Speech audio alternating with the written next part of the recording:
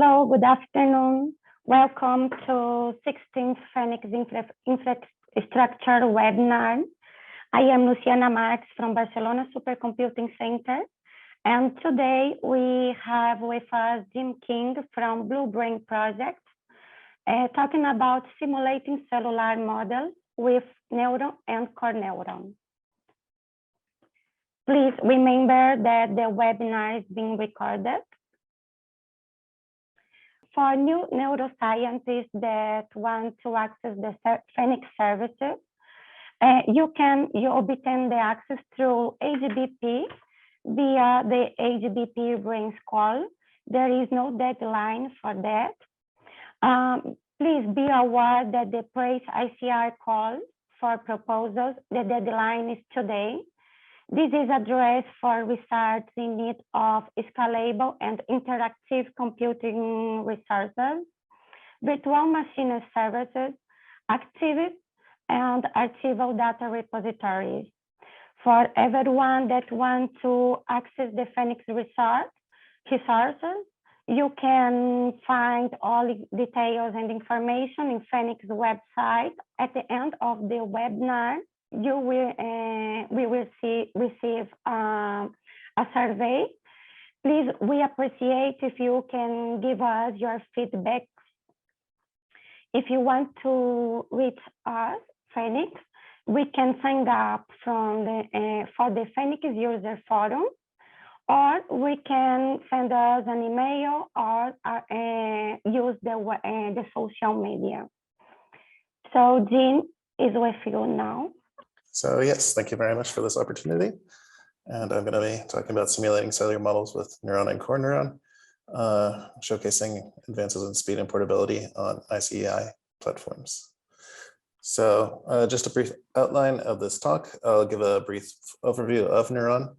I'll show some basic functionality in Jupyter notebooks, then some more complex models using custom mechanisms. Then I'll go on to talk about running larger simulations using parallel resources. Then I'll talk about CoreNEURON and its benefits for larger, faster simulations. And I'll wrap up with talk about the NEURON dev group and future work. So just to open about NEURON, NEURON is a simulator for models of neurons. It's undergone development for the past 35 plus years. It's accumulated numerous features and capabilities in order to instantiate cellular level networks up to very large scales. And so here I've highlighted some important links for where you can find out more about NEURON, such as the Yale website, the eBrains service, which hosts some NEURON information, GitHub, where you'll find the latest source code, nrn.read the docs, where you'll find the documentation, and ModelDB, where a lot of the people who have been using NEURON over the years have uploaded their various models. So just to say that this talk is not about teaching you how to use NEURON. That's actually a very complex subject. But for that, I would recommend these resources. There was an extensive online video series created for CNS last year. It was about 5 hours, I believe. So for those who are unfamiliar with NEURON, I would definitely say to take a look into this, and they'll guide you through a lot of the nitty-gritty of how NEURON can be used and a lot of the features that it contains. For the purposes of this webinar, I simply want to show you that NEURON has been adapted to fit nicely into a Python world.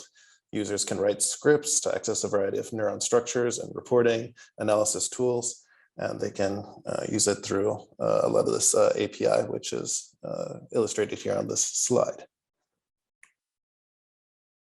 So now I want to actually go into a Jupyter Notebook example. This will be a simple model. This is something that's actually available on the eBrains website through the public collab for NEURON examples. You'll find a link to it on the eBrains services for the NEURON website. It's taken from the NEURON tutorials.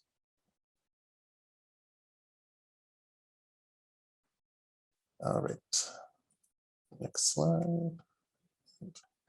Okay, so here it's accessing the collab and opening up a Jupyter Notebook. And then it loads up appropriate release. So here on the upper right side, you can see that it's using eBrains release version 0.1. And like I said, it's a very simple example. So it imports Neuron. It does a few commands to instantiate a very simple model. This next example, it's a little bit more complex. So it instantiates a ring network made up of 5 cells in order to connect them, inject some stimulus, and then activate them in turn, so that at the end we can see the activity that was in the cells and their related synapses activation.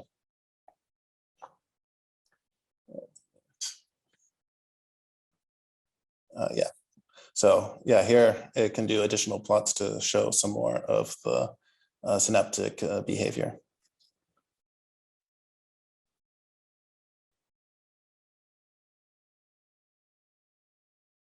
Yeah, sorry. I'm a little out of sync with my video. And then the third example, here it's doing a bit of a more complicated example using more of Neuron's capacity for instantiating data structures. So here it has separate class entities for the cell as well as the network, and it's able to parameterize those so that people can play around to build larger networks and stimulate them, and then see the spikes that are in the network, make some changes, and then compare the different spike outputs.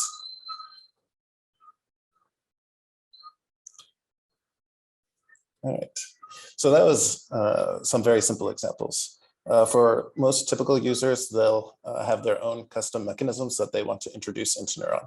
And so these are done with the NModel language.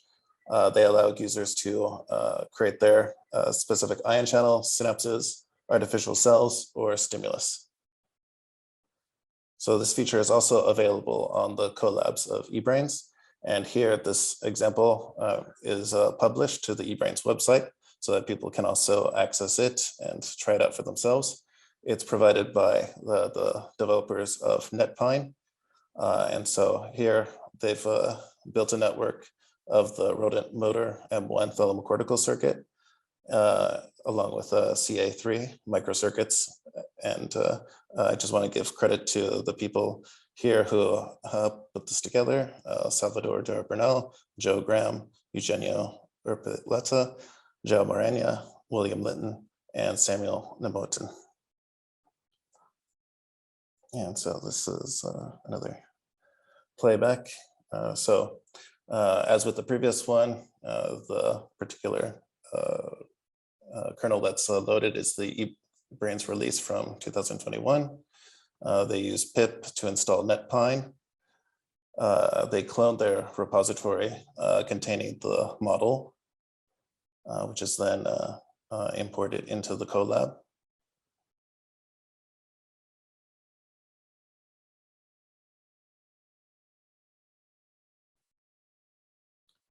Once it's been imported, then they select the particular model that they want to simulate. For this case, it's the M1 detailed, which is then activated. So here is where it invokes the NEURON IV model command. So this is where it starts to compile the mechanisms that were written in the mod language.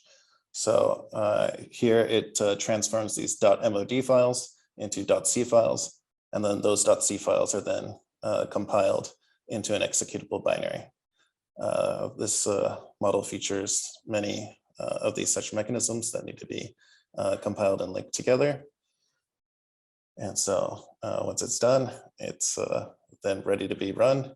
So the users can then invoke the Python interface again to import their particular components from NetPine or from other Python files, and then go through and start executing the simulation. So here I've tried to edit the video down to cut out some of the wait time because it is a bit of a larger model. So it has 243 cells. It goes through creating those cells, building the connectivity among those cells, and then placing some stimulus. And finally, it can start to simulate. And it'll simulate for 500 milliseconds, which will be edited out a little bit. So it should jump through to the end faster than it would actually happen if you were executing this yourself. But there it finishes, and it generates the output file into a JSON file, and then people can start to look at the resultant data and the generated plots that are included. And so that's how this Python notebook is able to compile custom mods and run them within the eBrains infrastructure.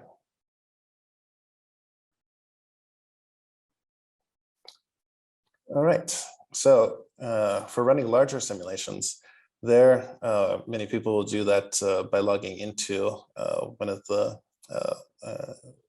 machines, supercomputers that are available.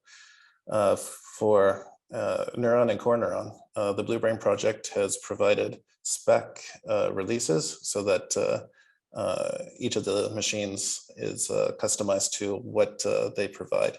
So here, if you were to go to this GitHub page, Blue Brain spec wiki, there you would see on the right side a list of the machines that we've provided these custom components.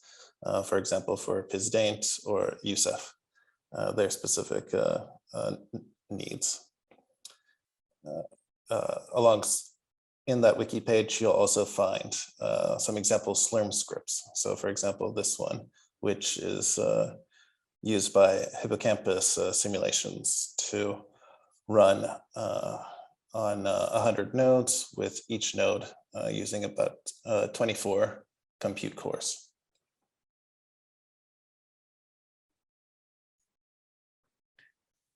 Now I want to move on to CoreNEURON. And so for CoreNEURON, the idea was that, as I had mentioned, NEURON has been developed for the past 35 plus years. And so the code base has gone through many revisions, become quite complex, and it's been harder to keep up with the changing technology. So the goal for CoreNEURON was to extract out the main compute solver within the NEURON code base, take it to a minimal viable implementation, and focus on how that can be modernized. And the way this is used is that models are instantiated using classic NEURON scripting language. But once they've been built, they can be transformed to optimized memory layouts. And then these can leverage modern computing architectures and features. You can read about CoreNEURON at the GitHub page listed here. Just to give a little cartoon to illustrate what I mentioned. So you have the model setup at the top, which goes through the classic NEURON interface to instantiate your circuit data, set up event queues, prepare recordings that will collect the data from the simulation. And then you invoke NEURON to do the initialization. And if CoreNEURON is enabled when you go to psolve, then it will transform that data to those optimized structures that I mentioned, bring forward the event queues and also collect the same recording. It'll pass CoreNEURON to the CPU to do the actual execution. And then at the end of the simulation, it'll pass back the data so that the recordings can be output to disk. The advantage of CoreNEURON is that it provides a reduction in the memory requirements and gives simulation speed up. So at the bottom here, I highlight a publication that was recently released actually last month, where we showcase some speed up of simulations comparing NEURON versus CoreNEURON. So on CPU, using CoreNEURON, you can get 3 to 4 times speed up. And if you go to GPU, you can get up to 50 times speed up. For memory improvements that I mentioned, these are very handy for large circuits. Once you start to reach the memory limits of your machine, so you can fit 5 to 6 times more cells onto the same hardware, but it will require a file output mode, which I unfortunately don't have anything to show for that today, but you can find information on the document pages. So again, highlighting some of the numbers from the publication I mentioned. So here we have 2 models. One was the one on the left is the olfactory 3D bulb, which under the pure CPU execution, CoreNeuron is able to run about 3.5 times faster. Using GPU, it runs 20 to 30 times faster. For the rat hippocampus CA1 model with the CoreNeuron, it runs about 3 to 3.7 times faster. GPU, you can go 20, 40, or 50 times faster. Just to get into the details about what is Mod2C versus N model. Mod2C was the initial implementation for CoreNeuron back in 2019 for the first publication. N model framework is the newest release that is done for this paper in 2022. So now I want to showcase an example of CoreNeuron usage also on the collaboratory. Here to streamline essentially what the steps are happening. Here, this illustration is simplified to say that first we go through a model setup stage, which includes configuring stimulus. Then we set some record options for collecting data. We initialize the model, and then we can import the CoreNeuron module, set a few flags that we want to use CoreNeuron, whether or not we're able to use the GPU, and then execute the simulation. So I have a Jupyter notebook for this, and the artifacts also come from that 2022 publication. And just to highlight that the latest version of Neuron is now readily available through pip install. And so I'll show using this on the collaboratory. You can also get a nightly build of Neuron if there's, for example, a recent bug fix that you require. These Python wheels include support for MPI. GPUs wheels are available. They're built separately.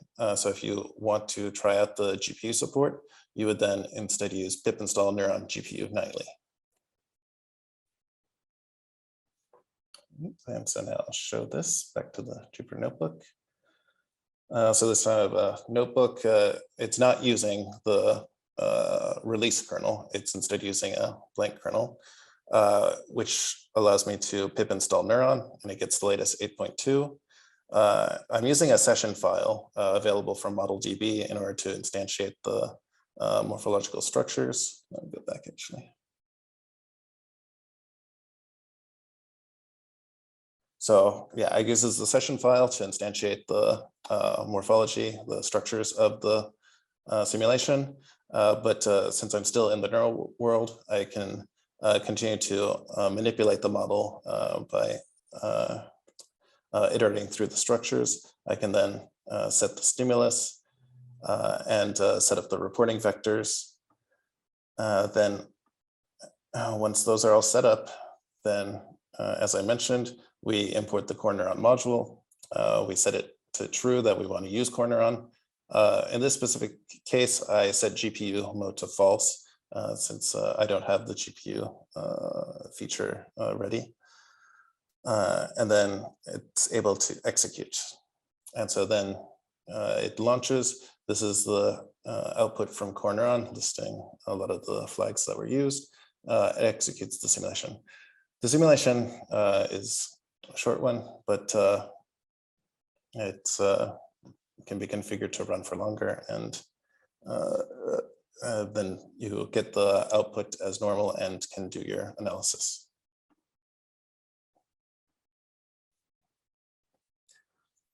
So coming back to the custom mechanisms, there are some caveats for those people who have their custom mechanisms that they want to try out with CoreNeuron. Unfortunately, not all features are yet supported by CoreNeuron. You can go to nrn.readthedocs and see this compatibility.html page. On the left side, you'll find this sidebar where you can get details about what are some of the features that are available or how you can adapt your models to be compatible. For example, CoreNeuron requires your mods to be thread safe. There's explanation about what to do if you are using table option in your mod files. There's information about the random number generators, whether you were using MCell Ran4, how to adapt to random 1, 2, 3. And also a memory manager for those of you who were using pointer variables for dynamically allocated objects. So there'll be some information about how you can work with some CoreNeuron callbacks in order to serialize the data and then restore it back so that it's in a manner that CoreNeuron is able to access and utilize. So with that said, I want to talk about the Neuron Dev meetings where we've been working a lot on this together. It's been really pushed forward thanks to the coordination of a lot of people who I would like to thank, such as Michael Hines, Pralman Kumbar, Bill Litton, Ted Carnavale, Robert McDougall. These guys have all put in a lot of help to try to learn how Neuron is working and to be able to enable us to really work on this reorganization, refactoring of the code to make CoreNeuron what it's capable of doing today. And I want to just say that these meetings are open for other people to join if they're interested. You can go to the GitHub page, the Neuron Simulator NRN/wiki, and you can see when the next meeting is going to be and find the necessary Zoom link so that you can join.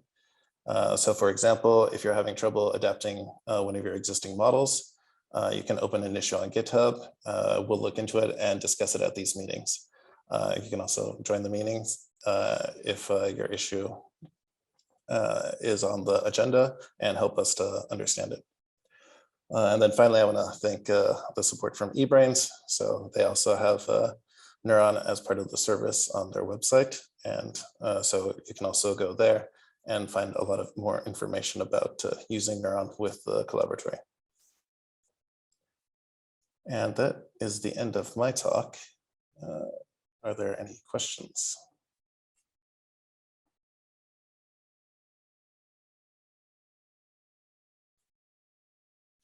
So I take a minute to remember you that we have now a summer break, and we will let you know in the future when we have our next webinar. Okay, remember, and thank you very much, Jean, for your presentation. We appreciate it and hope to see you around. Thank you very much for the opportunity. Thank you. Bye. Bye, everyone. Bye.